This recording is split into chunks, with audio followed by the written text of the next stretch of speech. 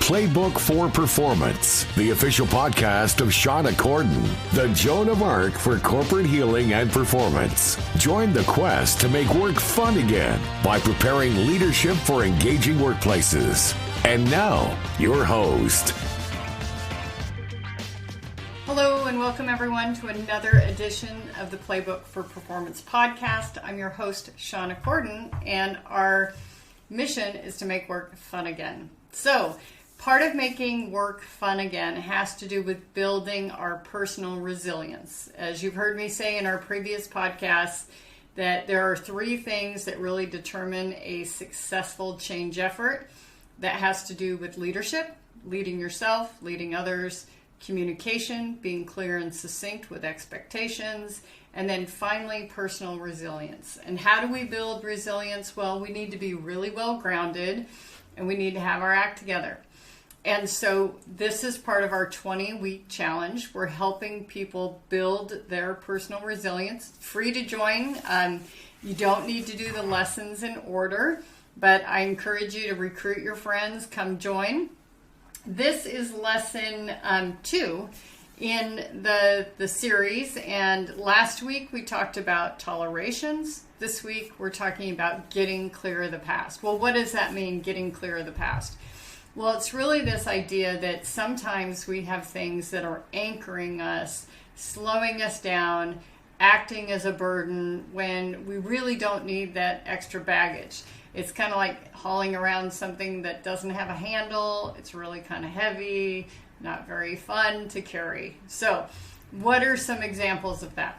Well, it might be some labels that you have either given yourself or other people have given you that you don't really appreciate.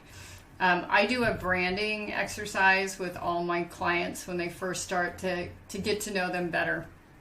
And in that process, it helps me understand what their values are, but also a little bit about how they see themselves in the world. And the ones that are really strong, good foundation, etc., their labels are very affirming. You know, I'm patient, I'm kind, I'm creative, I'm resourceful, things like that.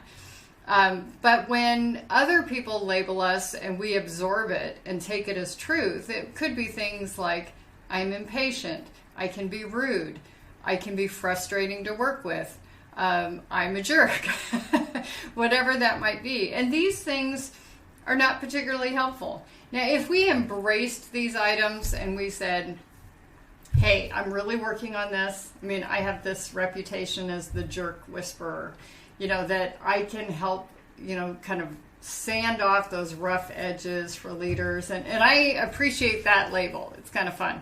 But it sort of suggests that people have to be a jerk to work with me. And I have lots of very lovely clients. So that's not true. And so the label could be slowing me down a little bit. It could be also hurtful words. Somebody said something unkind, and instead of us absorbing it as they were having a bad day, their dog just died, things aren't going well, we just said, oh, it's all me. We really absorbed it as our own problem. And there have been a lot of times, again, 150,000 people have gone through this class with me. There have been times in the past where people confronted the person who said those hurtful words. They said, it really hurt me, et cetera, et cetera. And 90% of the time, and I think it's actually genuine, these people said, that's not what I meant. I wasn't talking about you. I wasn't da-da-da, or I was having a bad day. Forgive me. I never thought that you internalized that. So I give you full permission to just say that person was wrong. It wasn't about me. It was about them. Okay. And this can be, your third grade teacher telling you couldn't draw, your junior high boyfriend saying you were a bad kisser, your first really lousy manager in corporate who just accused you of being a bad person, whatever it might be. I give you full permission to say, that person was wrong, that is not who I am. And then finally, of those words that were said, did you absorb any of those and say, well, I can't draw, or I can't sing, or I'm never going to be a good lover, or whatever it might be? Those are things we really need to correct and reframe. So let's get into the solutions about getting clear of the past. It might be giving yourself a new label. You might say, I'm creative, I'm fun. So personal example, I'm a CODA. I grew up with deaf parents. That meant that I shouldered a lot of responsibility quite early in my life. And so I was always the responsible one. And frankly, I'm kind of tired of that. I would like to be the fun one. I would like to be, cheerful and spontaneous and all of that. And I really struggle with that. And perhaps if I gave myself a new label as the fun seeker, then, I would kind of live up to that. So I'll play with that one. It could be an affirmation. Now, some tricks to affirmations, and these tips come from Jack Canfield. We want to start them with I am, and we want to use a present tense verb. I am fun. I am helpful. I am, whatever those things are. We want to include that, as well as some things like how grateful you are that this thing has happened. I'm so happy and grateful that I can be such an excellent coach to so many people to help them build their foundation. Okay? Also, the whole reframing thing. That last piece of, my mom really didn't mean to say that. She was under a lot of pressure. It was stressful. Things were different. I never knew how things were hard for her. Or my manager. My manager always feels trapped in the middle. The top's telling him stuff he can't possibly accomplish. The bottom is telling him why he can't do it. And he feels like there's no way out. He didn't mean to snap at me the other day. He's just under a lot of pressure. Okay? So those are some of the things we can do to get clear of the past. I also want to share a couple of techniques that people have used over the years. It might be to write a letter to someone who was hurtful. You may or may not send it, especially if the person has passed on. It might be good enough to just express what you need to express and then burn the letter. Okay? In general, the experience my students have had in the past is somebody says, that isn't what I meant. I'm sorry.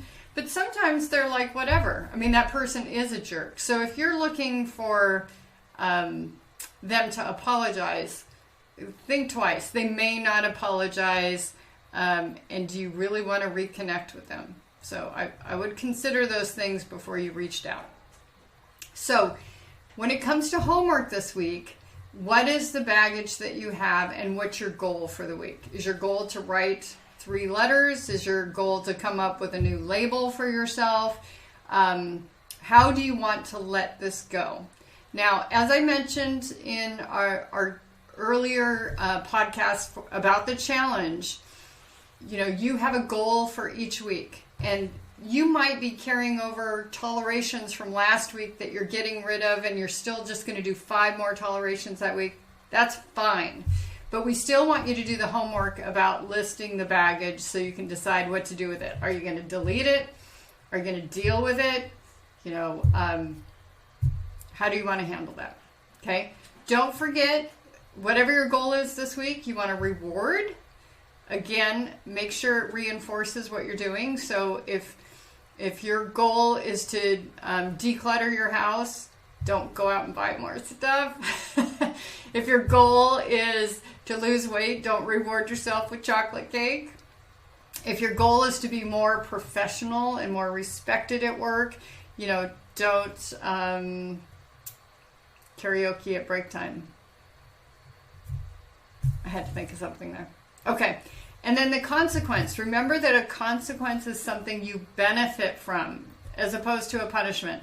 And so great consequences include tidying up, clearing out that drawer, deleting digital files, doing updates that you need to do, things like that. Those They're not fun for anybody, but we really do benefit from taking care of that business. So feel free to put a comment in below. Let us know, what's the baggage, how you dealing with it. By all means, others, please comment. If you had a technique that worked for you, it's very likely that that technique is going to work with others. And if you have a question, you can put it in the comments, or you can email us at podcast@shawnacorden.com, and we're happy to share some solutions in the upcoming podcast to address those. Don't forget, rising tide lifts all boats. Encourage your friends, your coworkers to join the challenge. No need to share what your answers are with your friends, but do celebrate together. Do give each other positive reinforcement. And don't forget the original theme sheet to sort of plan your challenge and what you're going to do for your rewards and consequences. That can all be found at the link below, or Michelle will take care of all that for you. So don't forget to like and subscribe. If you need help, send a message to podcast@shawnacorden.com. Next week in the challenge, we're going to be talking about 10 daily habits. So these first 2 lessons, we're getting rid of stuff that kind of drains us. Next week, we're going to be talking about what are all the cool things I can do that will build myself up. So don't miss next week. See you then. Take care.